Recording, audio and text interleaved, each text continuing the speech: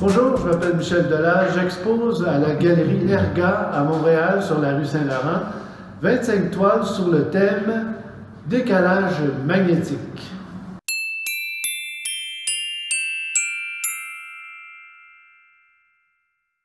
J'ai créé 25 toiles, 25 images sur la thématique du décalage magnétique en considérant que ce décalage-là se produit sur différents niveaux.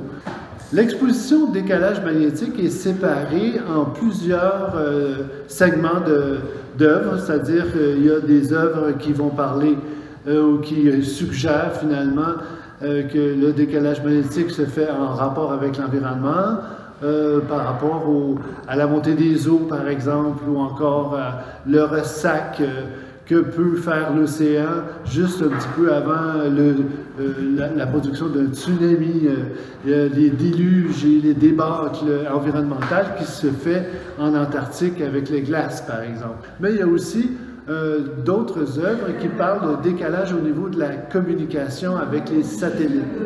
Une autre de mes œuvres qui amène à réfléchir un peu sur ce fameux vent solaire, ou en fin de compte le décalage magnétique qui est issu du vent solaire, c'est une peinture qui est faite pour qu'on conçoit en fait la saccade du vent solaire. Parce que le vent solaire, c'est pas un vent continu, c'est un vent en saccade, c'est-à-dire un vent qui fait une pulsation, et cette pulsation peut devenir des fois extrêmement violent et d'autres fois beaucoup plus calme. Il y a plusieurs images à l'intérieur de l'exposition où on peut se représenter d'une façon symbolique un peu le vent solaire, l'intensité du vent solaire et aussi son corollaire qui est les aurores boréales. J'ai fait des images qui nous permet un peu de réfléchir sur l'entrée des particules toxiques ou des particules ionisées que le vent solaire projette sur notre planète. Il y a une section des œuvres où je parle aussi du décalage magnétique en rapport avec la communication satellitaire, c'est-à-dire qu'il va y avoir beaucoup de satellites qui, malheureusement, d'une façon technique, vont possiblement arrêter le signal Internet ou le signal des micro-ondes des satellites pour la simple et bonne raison que le vent solaire va être très très puissant et peut-être en rapport avec des satellites qui sont plus âgés ou trop bas en altitude vont subir ce vent solaire et arrêter la communication. Comme effet secondaire négatif, bien entendu, tous les gens qui ont un cellulaire vont possiblement avoir des pannes de courant, des pannes de communication. Il y a aussi une autre thématique, la thématique du réchauffement des océans. Alors, les océans se réchauffent, les courants qui sont normalement froids vont devenir peut-être un peu plus chauds, etc. Et toute la mouvance de ces courants chauds et froids des océans, vont changer de direction, vont possiblement réchauffer, par exemple, des espaces qui sont plutôt froids d'habitude, comme ici au Labrador, et refroidir un peu plus, comme par exemple le Gulf Stream, qui va se refroidir au lieu de réchauffer l'Angleterre et les côtes de la France et de l'Espagne. Donc, toutes ces thématiques de dérèglement magnétique sont des règlements que l'on vit, mais que malheureusement, sont tellement énormes, ou c'est des phénomènes qui nous dépassent, c'est difficile de se les imaginer. Alors j'ai créé des images pour essayer de s'imaginer ces genres de changements courants, changements d'ondes thermiques et puis vent solaire, etc., pour faire en sorte qu'on puisse avoir des images pour discuter de ces événements. Je vais vous parler de Michel Delage, que je connais. C'est moi la première exposition à laquelle j'assiste. Il faut savoir que c'est un artiste multidisciplinaire, il touche à pas mal de choses. Et je pense qu'au niveau de sa peinture, ça paraît. Il a une façon particulière de peindre. Il a vraiment son style, je pense. Et donc, quand je vois son exposition actuellement, là, c'est effectivement dans la continuité de ce qu'il a fait précédemment. Et donc, j'aime beaucoup la façon dont il, comme je disais, dont il peint. C'est certain qu'on ne reste pas indifférent à sa peinture.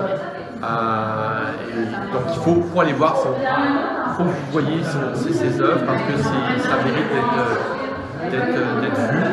Et il fait partie selon moi, des peintres ici au Québec marquants, honnêtement, justement parce qu'il a son style qui est très particulier.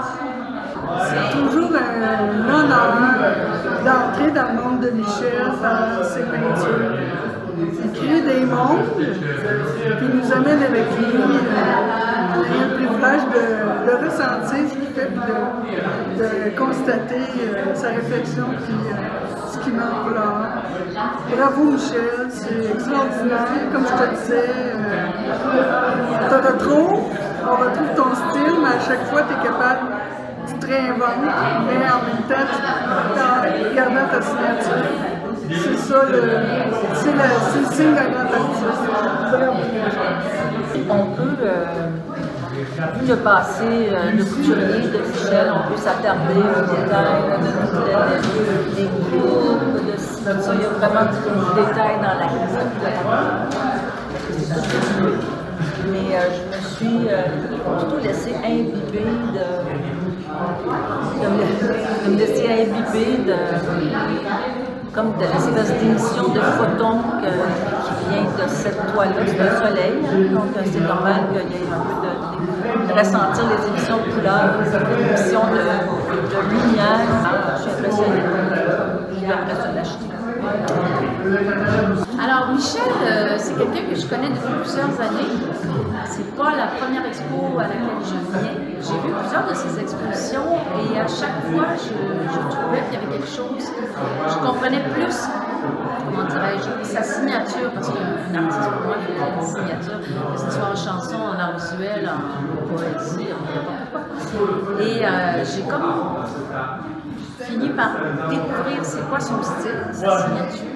Et je trouve que sa personnalité aussi s'exprime beaucoup là-dedans et ça évolue.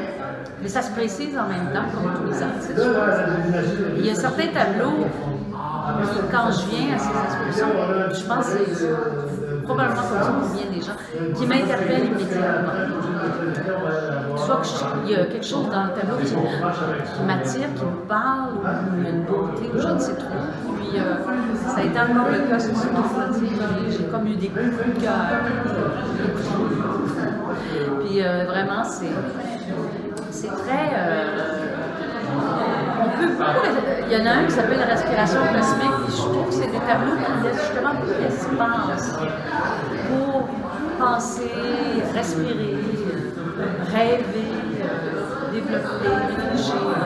C'est pas contraignant. Je trouve que ces œuvres en général sont ouvertes, éclatées, il parle de cosmos, puis le fait qu'il utilise comme une technique qui est très, je ne sais pas si c'est du pointillisme, mais ça me fait penser au pointillisme.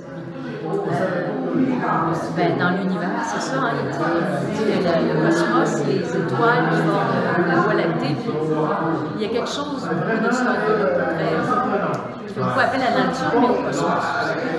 Voilà. Le décalage magnétique, c'est un sujet qui mérite attention. Alors, la beauté des couleurs, des formes, et en même temps, le bouleversement que ces formes-là révèlent et qui nous pénètrent. Alors, c'est à la fois la beauté et, comment dire, donc, et la tempête derrière cette beauté, on va dire ça comme ça.